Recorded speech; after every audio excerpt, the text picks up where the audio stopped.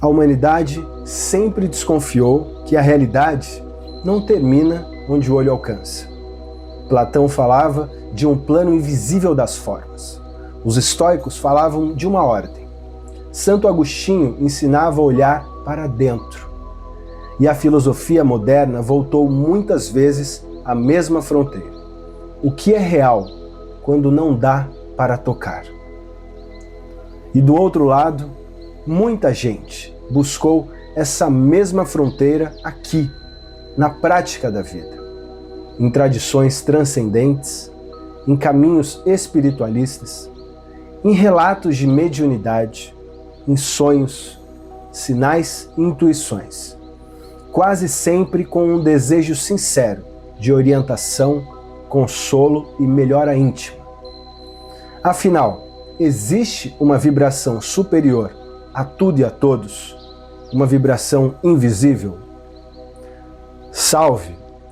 Eu sou o Luiz Rodrigues, estudante do livro Universo em Desencanto. E no vídeo de hoje, a gente entra num capítulo chamado O Desconhecimento dos Invisíveis. É um capítulo que eu gosto muito e que amplia o tema da influência, da vibração e da base, e aprofunda uma das perguntas mais antigas de toda a humanidade. O que existe além do visível? E como isso influencia o vivente aqui, por dentro? Ao falar do invisível, eu gosto de manter uma postura, digamos, simples. Há muitas pessoas que buscam compreensão, consolo e direção por caminhos diferentes, com sinceridade e prática do bem. E o que eu vou fazer aqui é apresentar como este capítulo organiza esse assunto dentro da linguagem e do quadro do livro Universo em Desencanto. O texto começa dizendo que existe uma vibração superior a tudo e a todos, uma vibração invisível, e destaca principalmente a vibração da parte racional, que é o mundo racional. Na minha leitura, o capítulo está colocando a vida em perspectiva. O visível é só uma parte. Existe um campo que não se vê, mas que age, influencia e determina movimentos. E ele usa uma linguagem forte para marcar isso. Diz que essa vibração está acima de tudo e que quando quer, do tudo faz nada, e do nada faz tudo. Eu entendo essa frase como linguagem de potência, ou seja, o capítulo quer mostrar que a vida não se resume ao que os olhos captam. Há forças em ação que não aparecem como objeto, mas aparecem apenas como efeito. Logo em seguida, o texto descreve aquele vivente que pressente o invisível, mas ainda sem certeza. Ele se pergunta: será que os invisíveis nos governam? Será que existe algum superior? Será que a superioridade está de fato no mundo invisível? Na minha visão, isso é um retrato humano e real, porque muita gente percebe sinais pelas intuições, pelos sonhos, pelas impressões interiores, e mesmo assim sente falta de base para organizar o que percebe com mais clareza.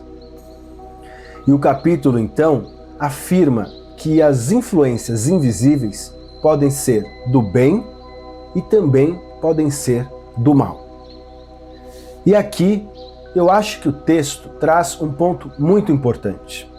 Ele não trata o invisível como uma coisa uniforme. Ele trata como um campo, sim, de influências, com variações, com gradações, com efeitos diferentes. Do mesmo modo que a vida visível também não é toda igual. Existe o bom e existe o mal.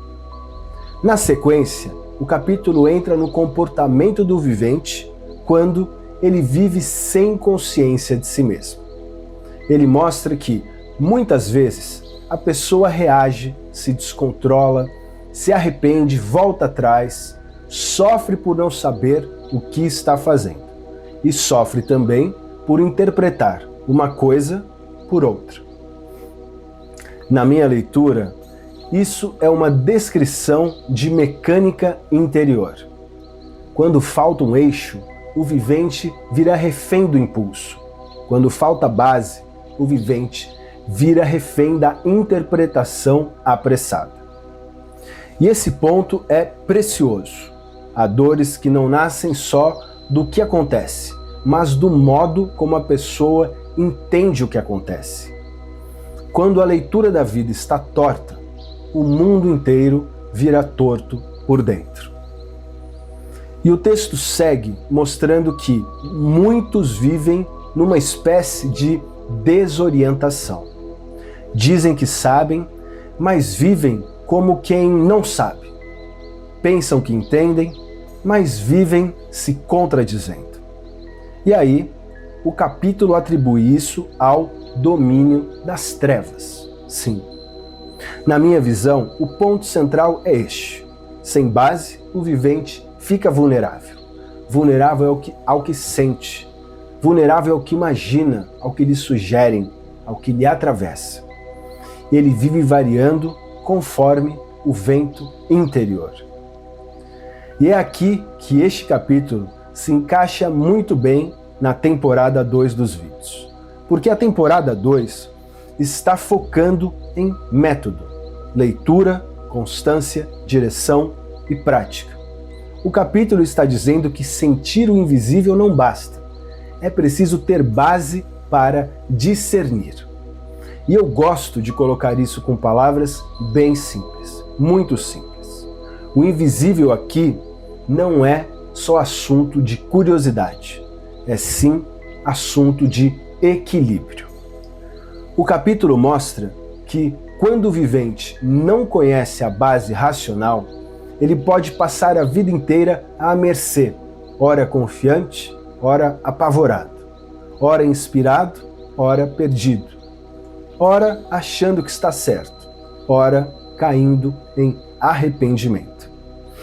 Na minha leitura, o texto está chamando o vivente para uma maturidade. Sim, não viver só de sensações, não viver só de impressões, não viver só do que parece, viver com uma base que organiza a vida interior, que é a base racional.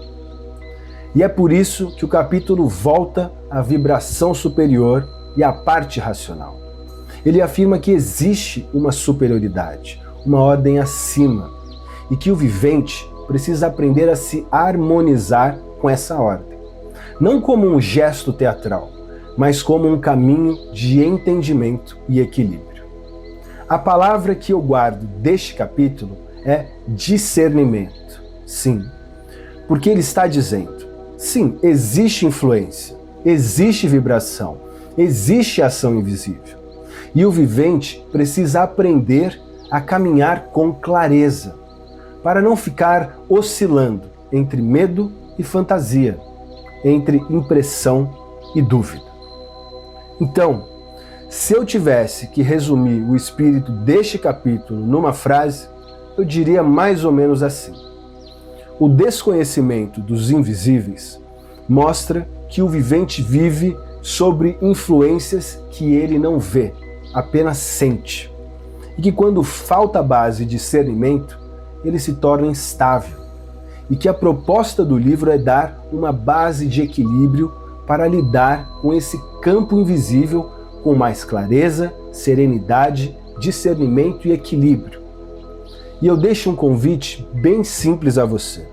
Leia o livro Universo em Desencanto, sinta o livro e chegue às suas próprias conclusões. No próximo vídeo a gente segue aprofundando esse assunto: influência, método, leitura e prática.